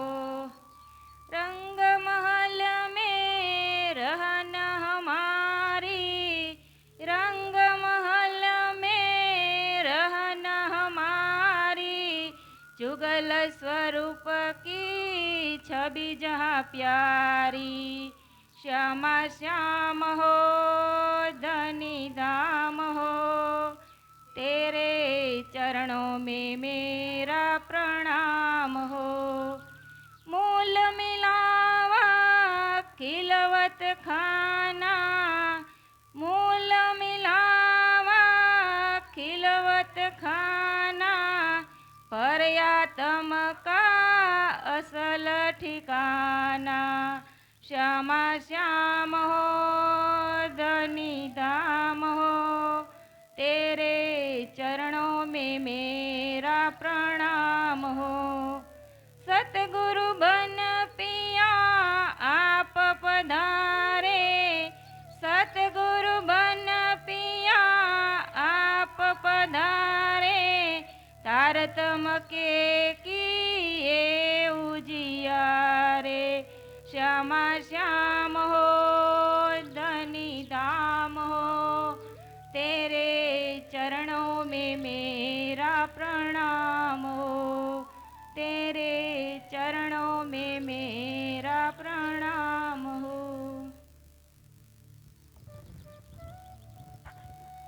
બોલો કૃષ્ણ કનૈયા લાલ की. દેવચંદજી મહારાજને રાજજી મહારાજે 5 પ્રશ્ન પૂછ્યા, અને દેવચંદજી મહારાજ કહે છે કે એમાંથી હું કાંઈ જાણતી નથી. ત્યારે દેવચંદજી મહારાજ રાજજી મહારાજ કર્યા છે કે એતા બસ એતા ही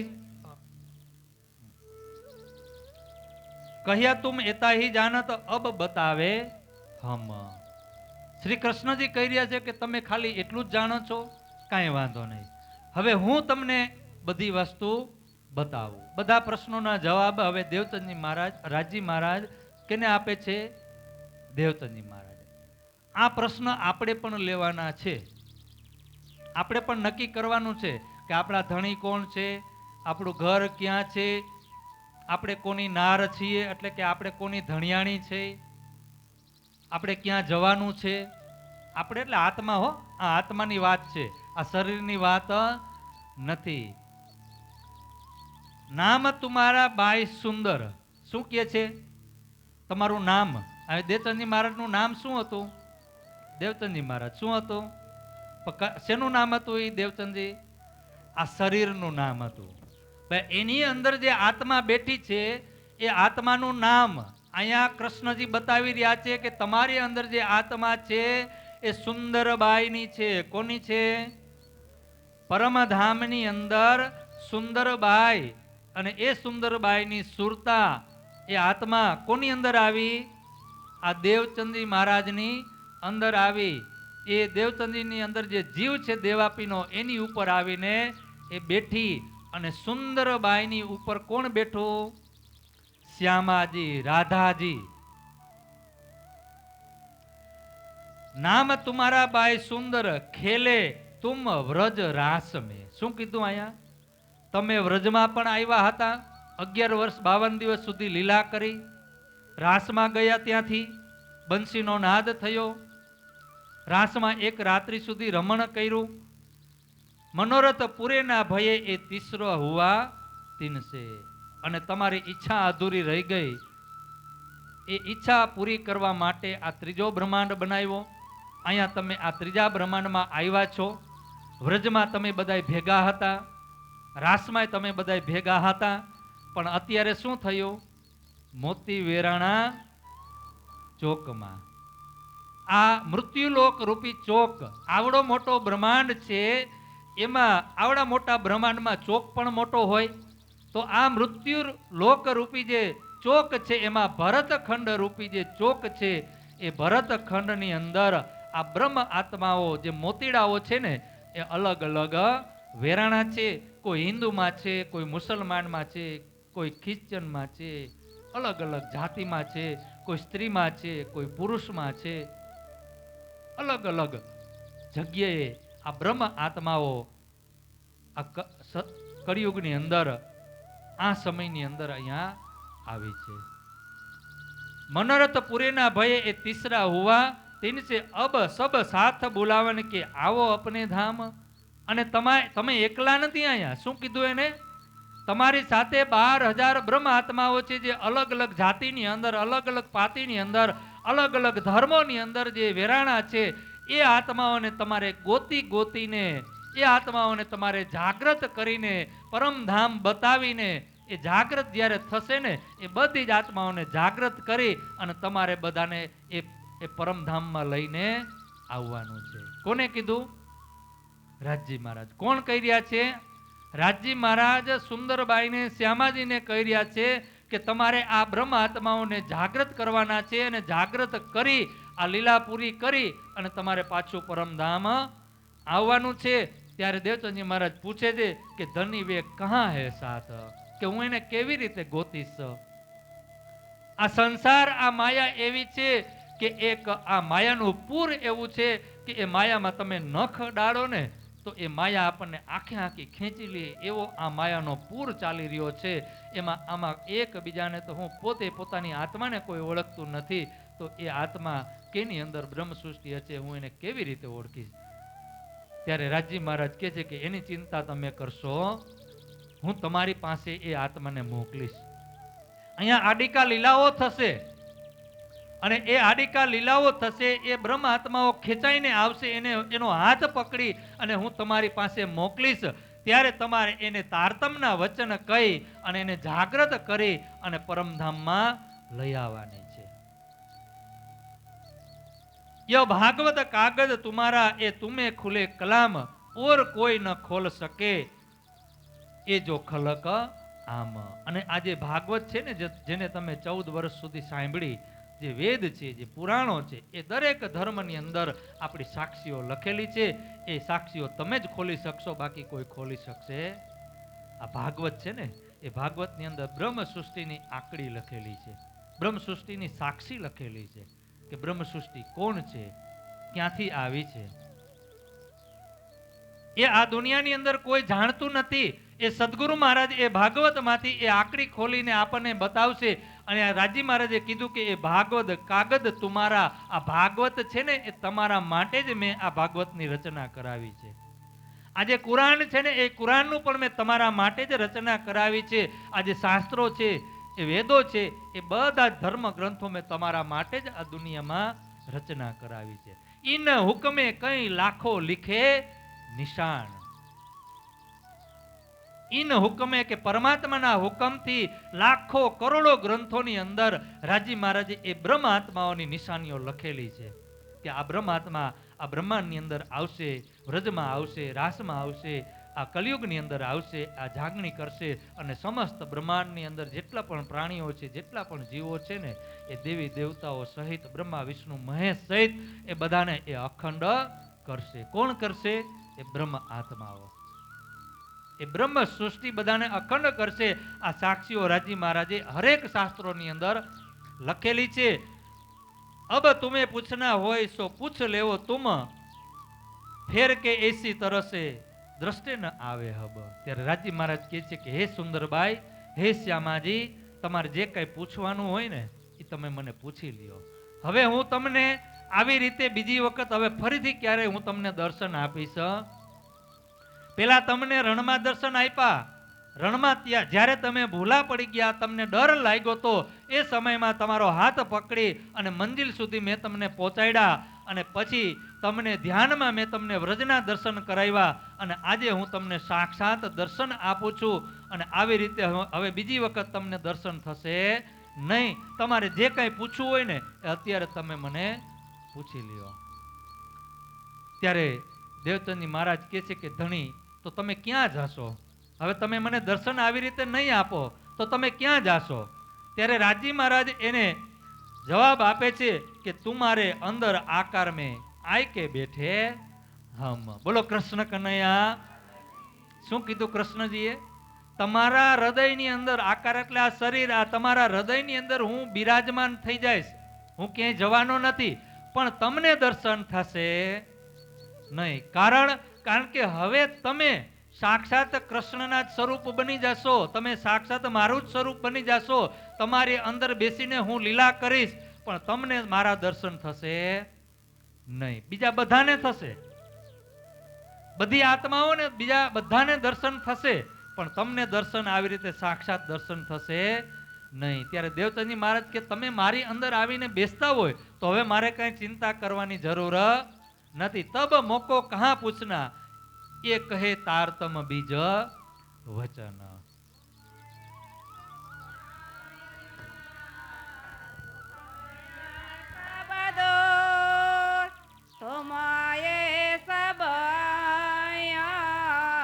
दुख गया सब दूर, कहे ममतिये सुख क्यों कहूँ जो, उदिया मोलयंकुर महामति, उदिया मोलयंकुर.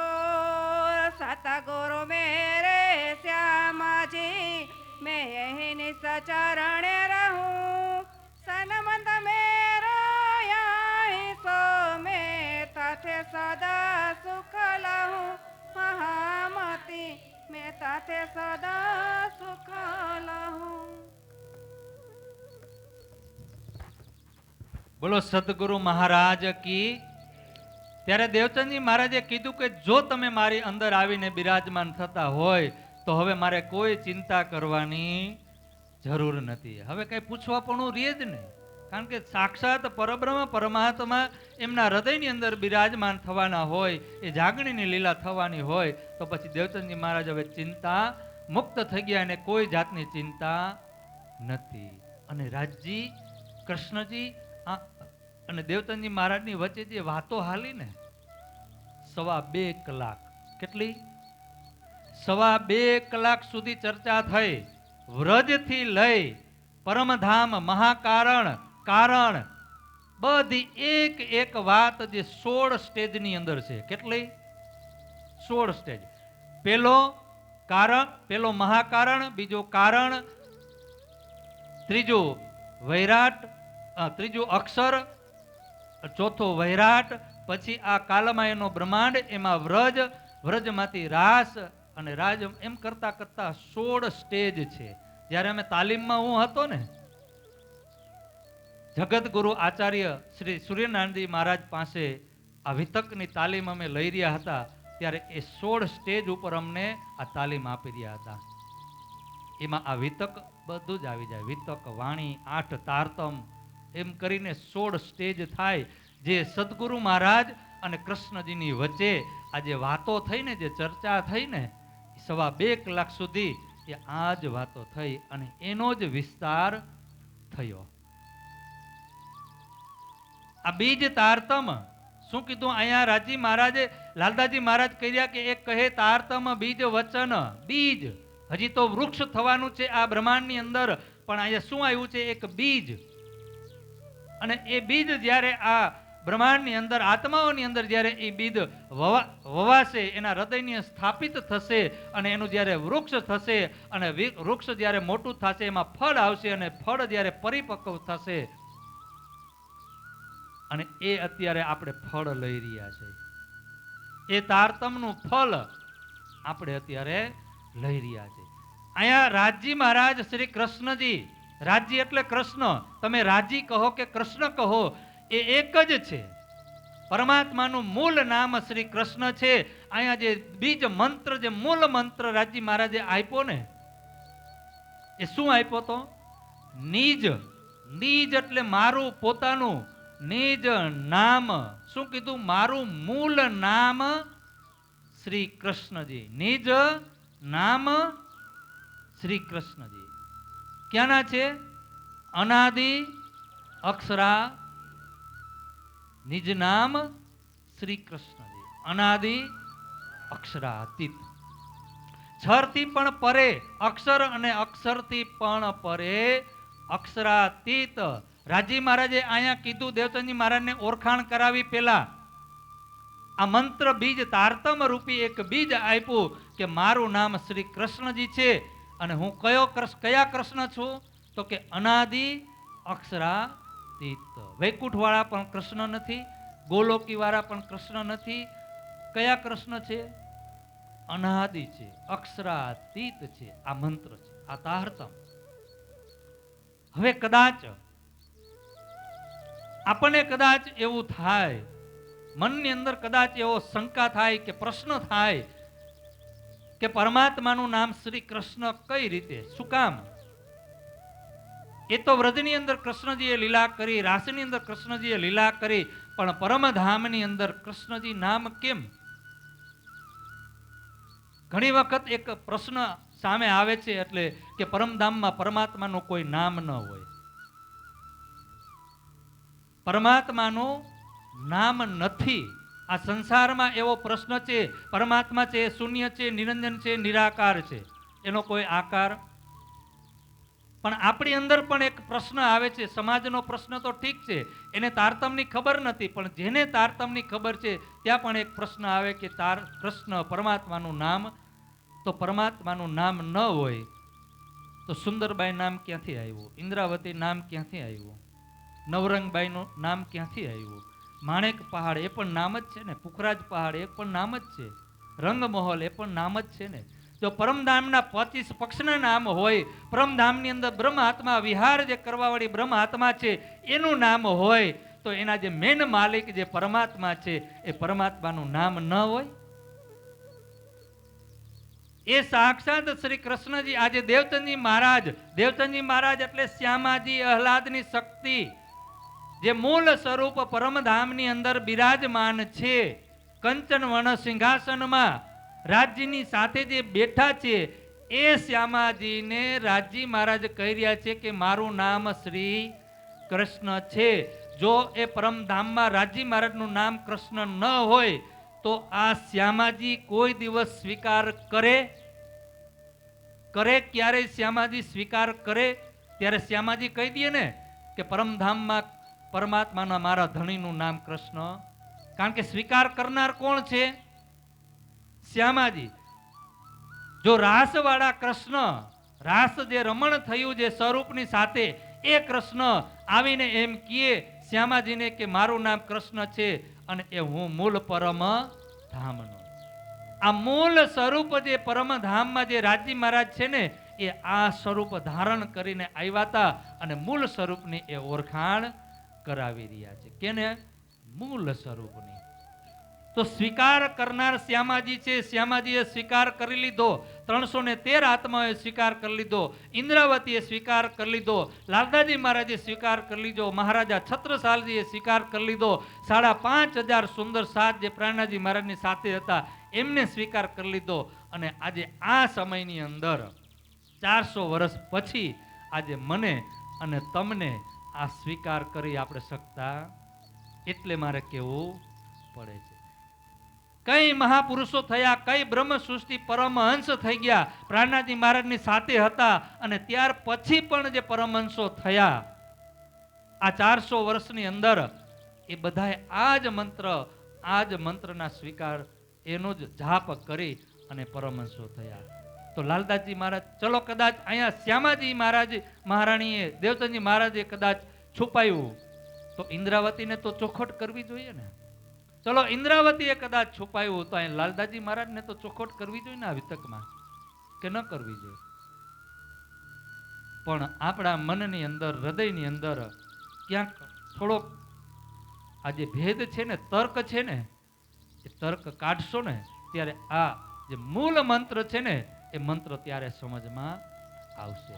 જે 2.5 કલાક સુધી દેવચંદજી મહારાજની સાથે જે સ્વરૂપે વાત કરી, પરમધામની વાત કરી, રંગમહોલની વાત કરી, રંગમહોલની અંદરની વાત કરી, મહાકારણની વાત કરી, તો એ વ્રજના કૃષ્ણ હોય કે રાસના કૃષ્ણ હોય, તો એ મહાકારની વાત જાણે? મહાકારની જે વાત કરી એ કૃષ્ણજી એ વાત કોઈ દિવસ કરી શકે? શ્યામાજીને, દેવચંદજી મહારાજને એ વાત કરી શકે? એ ચર્ચા કરી શકે? ન કરી શકે. આ કરનાર કોણ છે? મૂળ સ્વરૂપ. અહીંયા લાલદાસજી મહારાજ કહી રહ્યા છે કે એ જે રાસલીલા જે રહીમાં ને, એ સ્વરૂપ ધારણ કરીને આવ્યા. કોણ આવ્યા? મૂળ સ્વરૂપ.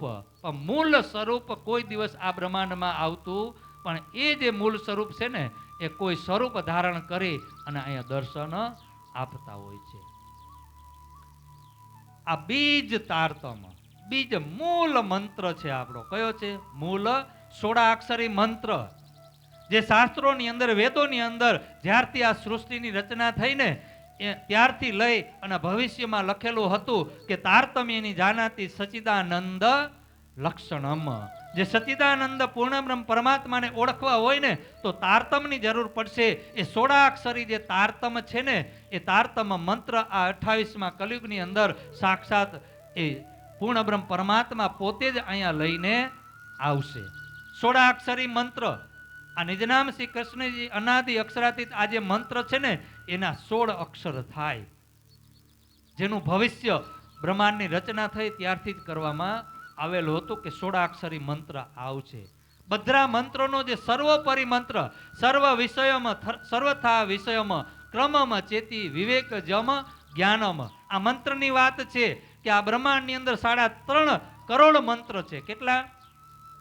3.5 કરોડ મંત્ર છે. એ બધા જ મંત્રોમાં સર્વોપરી મંત્ર, સર્વ વિષયમાં, સર્વથા વિષયમાં, ક્રમમાં ચેતી વિવેક જમ જ્ઞાનમ, કે જે બધા મંત્રોનો સર્વોપરી જે મંત્ર છે ને, એ તારતમ મંત્ર 16 અક્ષરી મંત્ર છે. આ 16 અક્ષરી મંત્ર થાય. બાકી બીજા મંત્રમાં 16 અક્ષર થતો નથી, આમાં થાય છે.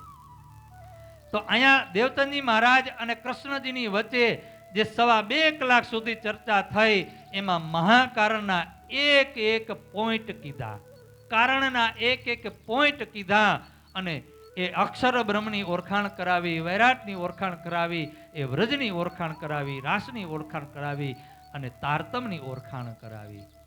8 પ્રકારના જે તારતમ છે, મંત્ર તારતમ, નૂર તારતમ, આવેશ તારતમ, લીલા તારતમ, નિધ તારતમ, તેજ તારતમ અને તારતમનો તારતમ. એમાં મુખ્ય 2 તારતમ, નૂર તારતમ અને તારતમનો તારતમ. દેવચંદજી મહારાજ પાસે 6 તારતમ હતા.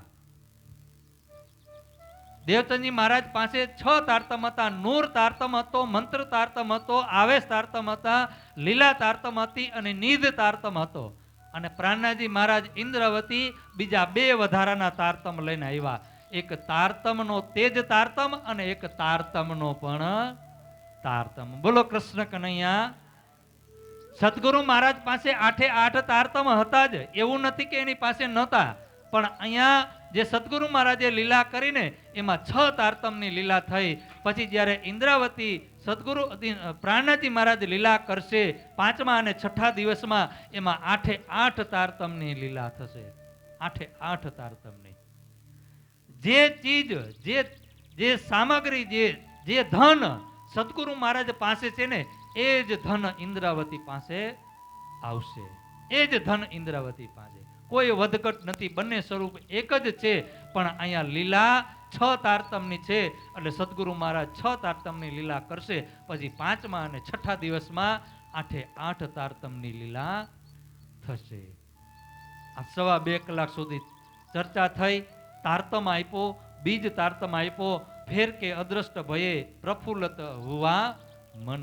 અને દેવચંદજી મહારાજ અહીંયા એનું મન એટલું પ્રફુલ્લિત થઈ ગયું. શ્રી કૃષ્ણજી અંતર ધ્યાન થયા અને દેવચંદજી મહારાજના હૃદયમાં જેવા જ બિરાજમાન થયા ને, તો દેવચંદજી મહારાજની દ્રષ્ટિ ખુલી ગઈ.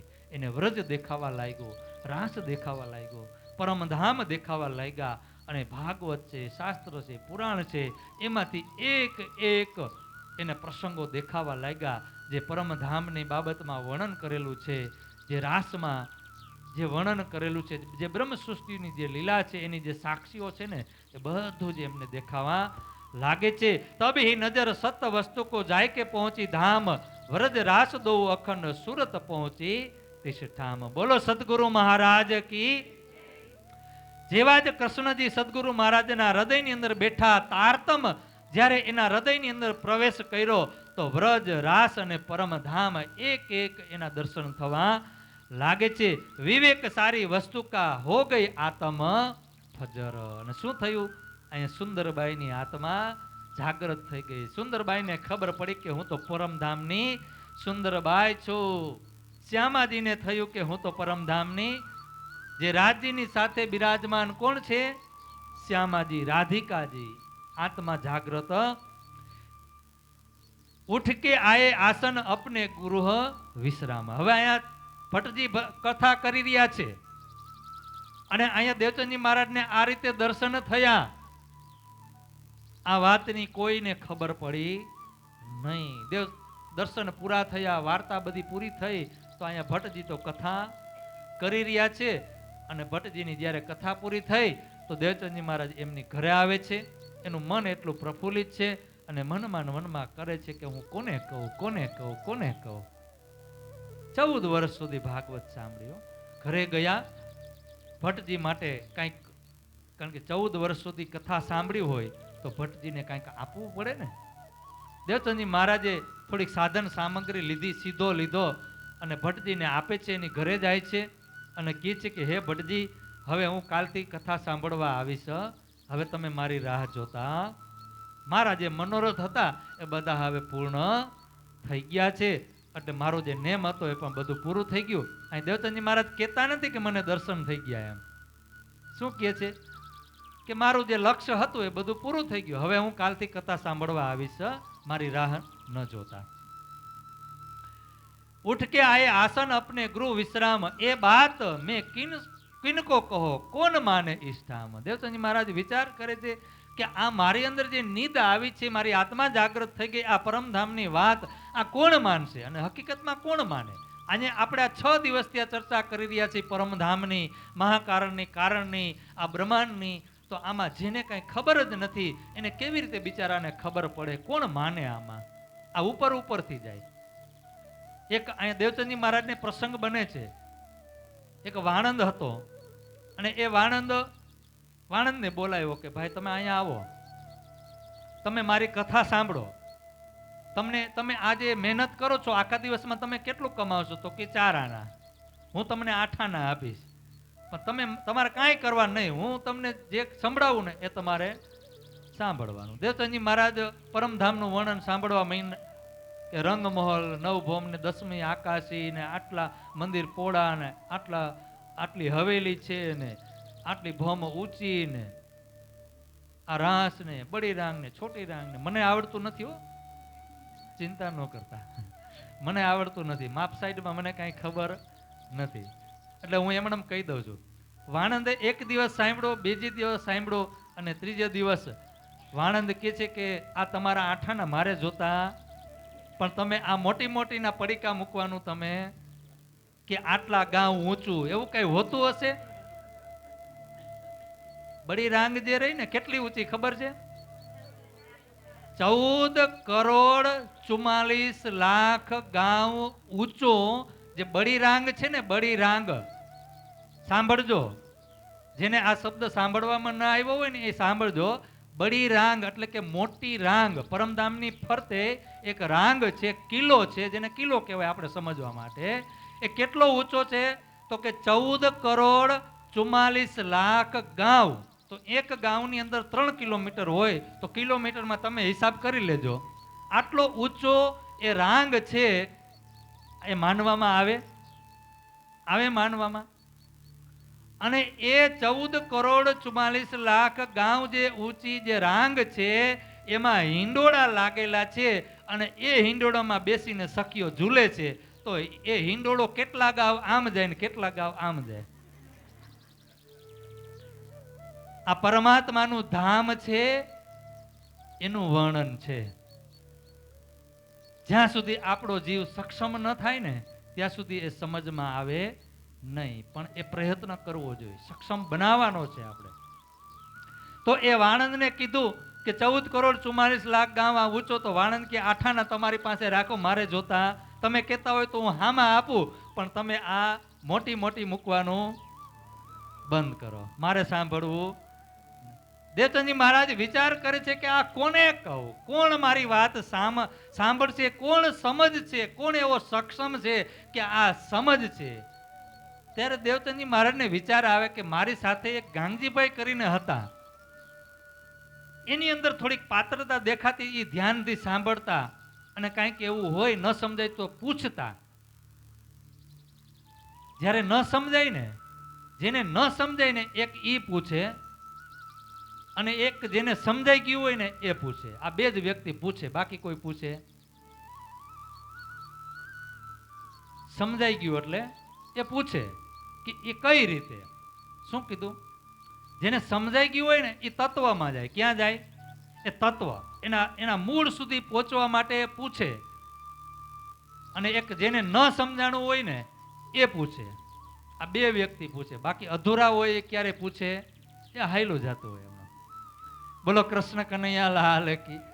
દેવચંદજી મહારાજ વિચાર કરે છે કે એક જે ગાંગજી ભાઈ છે, એ ગાંગજી ભાઈ આ રીતે એ કથામાં શ્રવણ કરતા હતા, લાઈ એને હું કઈક વાત.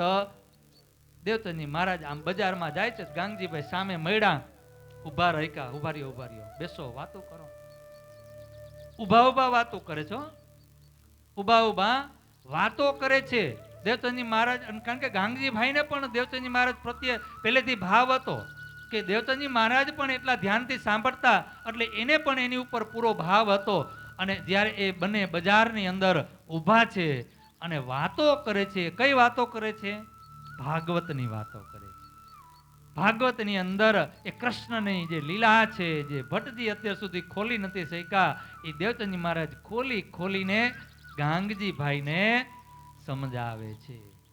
હવે એ ઉભા વાતો કરે છે, તો ત્યાં ગામની જે બહેનો છે ને જામનગરની, એ પાણી ભરવા, ત્યારે તો આવા નળ નહોતા, ઉપર છત ઉપર ટાંકા નહોતા, ત્યારે છતય નહોતી તો ટાંકા ક્યાંથી હોય? નળ હતા ત્યારે શું હતું? કાં વાય બનાવી હોય ત્યાંથી પાણી ભરીને ઘરે લઈ આવવાનું, કાં નદી હોય ત્યાંથી પાણી ભરવા જવાનું. તો એ જે પનિહારી છે, આ બંને જણા વાતો કરી રહ્યા છે, ચર્ચા કરી રહ્યા છે. પનિહારી એક ફેરો પાણીનો ભરી અને પોતાની ઘરે ગઈ, અને બીજો ફેરો ભરી અને પાછી ઘરે ગઈ. ત્યારે વિચાર કરે છે, કારણ કે પાણી ભરી અને પાછું ઘરે પહોંચાડવું અને પાછું પાણી ભરવા જવું એટલે લગભગ 1 થી 1.5 કલાક જેવો સમય લાગે. પાણી સિંચીને ભરવું, પાછું હાલીને ઘરે જવું, માથે એ બેડું ઉપાડીને પાછું ઠલવીને પાછું આવવું, 1 કે 1.5 કલાક જેવું થાય. એ પનિહારી વિચાર કરે છે કે અમે પહેલો ફેરો ભરીને આવ્યા, આ બીજો ફેરો ભરીને ઠલવીને પાછા અમે ત્રીજો ફેરો ભરવા માટે જાય છે. એક બીજી બેનપણીઓ પનિહારીઓ વાતો કરે છે કે આ બંને કઈ એવી વાતમાં મગ્ન થઈ ગયા છે કે એને કાંઈ ખબર નથી, ભાન નથી કે ઊભા ઊભા વાતો કરે છે.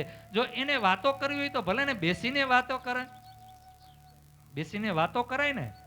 પણ એ ભાગવતની અંદર એટલો રસ કાઢીને દેવચંદજી મહારાજ ગાંગજીભાઈને બતાવે છે કે ગાંગજીભાઈને ભાન નથી કે દેવચંદજી મહારાજને ભાન નથી કે અમે 1.5 કલાક ત્યાં ઊભા છે. એમ બેસવાનું કોઈ નામ લેતા પછી પનિહારી એ ત્રીજો ફેરો પાણીનો ભરી અને જ્યારે જાય છે ને ત્યારે એને કહે છે કે ભાઈ, તમારે વાતો કરવી હોય તો ક્યાંક બેસીને વાતો કરો ને. અમે ક્યારની જોઈ છીએ 1.5 કલાક કે તમે એક જ જગ્યાએ ઊભા ઊભા તમારા પગ થાકી નથી ગયા. ત્યારે ગાંગજીભાઈને દેવચંદજી મહારાજને ભાન થઈ કે આપણે તો ક્યારના ઊભા ઊભા ચર્ચા કરી રહ્યા છીએ. બોલો કૃષ્ણ કનૈયા. જ્યારે ચર્ચામાં આપણે બેઠા હોય ને, જ્યારે આપણું ચિત્ત લાગે ને, ત્યારે આપણને એ સમય કોઈ વસ્તુનું ભાન રહેતું, પણ આપણું મન અહીંયા ન હોય ને ત્યારે ખાલી 15 મિનિટ આપણને 2 કલાક જેવી લાગે. પણ ચર્ચામાં રસ હોય ને તો 2 કલાક આપણને 15 મિનિટ જેવી ખબર ન પડે કે આજે 2 કલાક કેમ પૂરી થઈ ગઈ, ખબર ન પડી. 9 થી 11:15 વાગી ગયા, ખબર ના પડી. પણ જ્યારે આપણું મન અહીંયા ન હોય, મન અસ્થિર હોય, કાંઈક ઘરના કામમાં ગૂંચવાયેલું હોય, અધૂરું રાખીને આવ્યા હોય કે અથવા કાંઈક બોજો મનમાં ભરેલો હોય ને, ત્યારે આપણું મન અહીંયા ન લાગે અને એમ થાય ક્યારે રમેશભાઈ પૂરી કરે, ક્યારે ટાઈમ પૂરો થાય, ક્યારે. એ 15 મિનિટ છે ને છેલ્લે તો એ એક પહોર જેવી લાગવા માંડે. પણ જ્યારે આ ચર્ચાની અંદર મગ્ન થઈ જાય ને, પ્રેમ ઉભરાઈ જાય ને, આત્મા અને પરમાત્માનો જ્યારે પ્રેમ થાય અને પ્રેમથી મિલન જ્યારે થવાનું હોય ને, એ અનુભૂતિ થતી હોય ને, ત્યારે એ કલાક 2 કલાક તો શું, પણ એ અષ્ટપહોર દિન 64 ઘડી પીયું પીયું પીયું કરીએ. પન્નામાં તમે એ લીલા જોજો, કેટલી અષ્ટપહોર દિન. એ કોઈ સૂતું નથી, કોઈ રાત્રે પણ સૂતું નથી, દિવસના પણ સૂતા નથી. એ વાણી તારતમ તારતમ રસ, એ રસના શ્યામાજી કી પીલાવત રસ રબકા. એ રસ પી રહ્યા છે પ્યાલા ભરી ભરીને. તો અહીંયા એ ગાંગજીભાઈની સાથે એ ચર્ચા કરે છે અને ગાંગજીભાઈને પણ એમ થાય છે કે ના, આની પાસે કાંઈક અગાધ વસ્તુ છે. શું છે?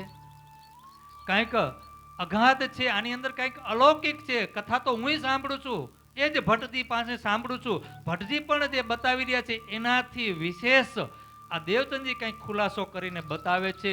એટલે શું કરે છે અહીંયા ગાંગજીભાઈ, હવે દેવચંદજી મહારાજ પાસે દરરોજ આ સાંભળવા. એમ કરતા કરતા ધીમે ધીમે દેવચંદજી મહારાજ પણ ધીમે ધીમે આપે છે. એક આરે આપી દેતા, કારણ કે એક આરે આપો ને તો ઓવરલોડ થઈ જાય ને, ઓવરલોડ થાય ને તો એ પાત્ર તૂટી જાય, પછી એ રહી શકે નહીં. કારણ કે કેસરી સિંહણનું દૂધ, સોનાના પાત્ર, સોનાનું વાસણ હોય ને તો જ એ સિંહણનું દૂધ રીએ, બાકી રીએ નહીં. તો એ દેવચંદજી મહારાજ જેમ જેમ પાત્ર બનતા જાય ને ગાંગજીભાઈ, તેમ તેમ દેવચંદજી મહારાજ એને થોડું થોડું થોડું વ્રજથી ચાલુ કર્યું, પછી રાસમાં, અને પછી બધી વાત કરી કે મને રાજજી મહારાજે સાક્ષાત દર્શન આપ્યા અને આ બ્રહ્મસૃષ્ટિ 12,000 બ્રહ્મસૃષ્ટિ આ બ્રહ્માંડમાં આવી છે, એને જાગૃત કરીને પરમધામ લઈ જવાની છે.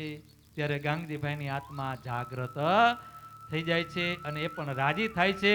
અને એ રાજી થાય છે પછી ત્યાંથી હવે અહીંથી ચર્ચા શરૂ થાય છે. અને એમ કરતા કરતા તે સુંદર શાસ્ત્રનું મંડાણ થવા લાગે છે. આત્માઓ એક પછી એક ભેગી થતી જાય છે. મહામતી કહે એ સાજી એ અપની બુનિયાદ. મહામતી લાલદાજી મહારાજ કહે છે કે આ કોની બુનિયાદ છે?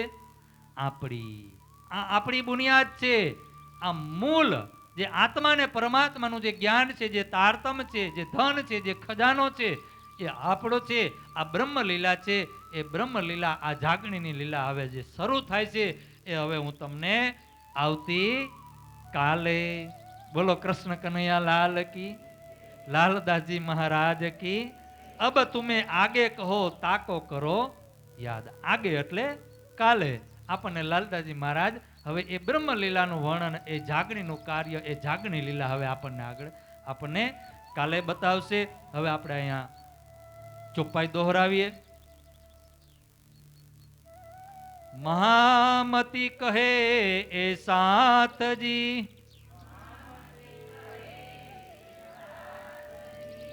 ये अपनी बुनियाद अब तुम्हें आगे कहो, ताको करो याद, ताको करो याद। बोलो श्री कृष्ण कन्हैया लाल की सत। बोले श्री प्राणनाथ प्यारे की जय। यदि तुम हो तेसी की जियो में अरज करूँ मेरा पीऊ जी। हम जैसी तुम जी न करो मेरा तलप तलप जाय जीव जी। जीवड़ा तो जीवे नहीं क्यों मीटे दिल की प्यास जी। तुम विना किन सो कहूँ पिया तुम हो मेरी आस जी। आस बिरानी तो करूँ पिया जो कोई दूसरा होय जी। सब विद पिया जी समर्थ दिन रे न जात रोय रोय जी। जन्म अंधे जो मैं होती पिया सो तुम देखत कीजियो।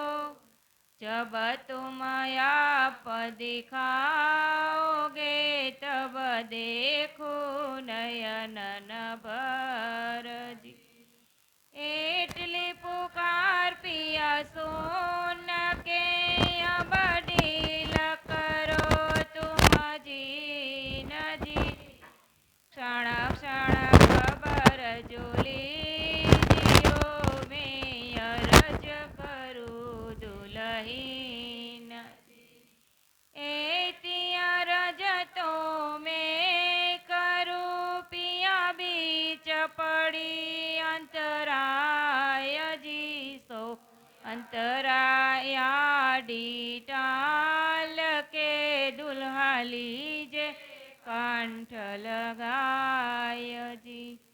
कंठ लगाए कंठ सो पिया कीजे हास विलास जी। वारणे जाय श्री इंद्रावती पिया राखो चरणों के पास जी।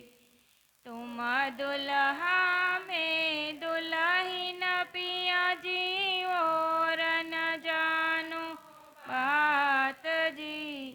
ईश कसो सेवा करूँ पिया सब अंगो साक्षात जी। सदा सुखदात श्री धाम धनी जी मैं क्या कहूँ इन शोभा जी। महामति जुगल स्वरूप परवारी अंगना बलि बलि जाय जी। पिया तुम हो तेसी की जियो में अरज करूँ मेरा पीऊ जी। हम जैसी तुम जी न करो मेरा तलप तलप जाय जीव जी। मेरा तलप तलप जाय जीव जी। बोले श्री प्राणनाथ प्यारे।